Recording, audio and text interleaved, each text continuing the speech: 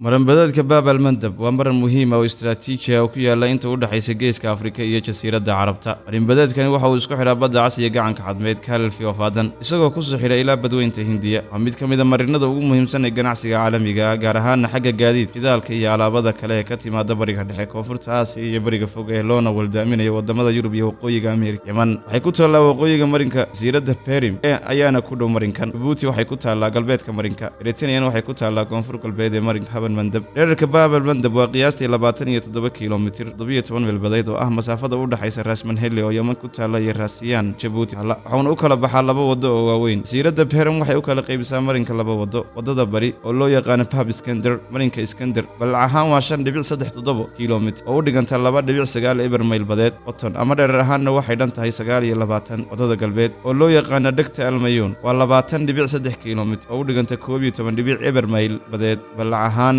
dhererkoodu waxa uu dhan yahay 310 mitir. Bab al-Mandab waxa uu u shaqeeyaa sidii xiriiriye istiraatiiji ah u dhaxeeya badweynta Hindiya iyo badda dhexe, iyadoo loo sii maro badda Cas, kanaalka Suez. Inta badan dhoofinta batroolka iyo gaaska dabiiciga ah ee ka yimaada Khaliijka Carabta ee ka gudbaya kanaalka Suez ama dhuumaha Sumed waxay maraan Bab al-Mandab iyo marinka Hormuz. Marinkani waa mid istiraatiiji ah oo muhiim u ah ganacsiga caalamiga. Magaca Bab al-Mandab waxa uu ka soo jeedaa luqadda Carabiga, macnihiisuna waa albaabka murugada, taasoo la sheegay inay la xiriirto sheekooyin taariikhi ah oo ku saabsan dad badan oo ku dhintay kuna leeday daadad iyo musiibooyin ka dhashay dhulgariiryo ka dhacay aagga waqtiyo hore. Marinkani waxa uu muhiimad gaar ah u leeyahay dhaqaalaha caalamiga iyo isku socodka ganacsiga, iyadoo dhibaato kasta oo ka dhacda marinkani ay saameyn weyn ku yeelan karto maraakiibta caalamiga ah iyo qiimaha shidaalka caalamka.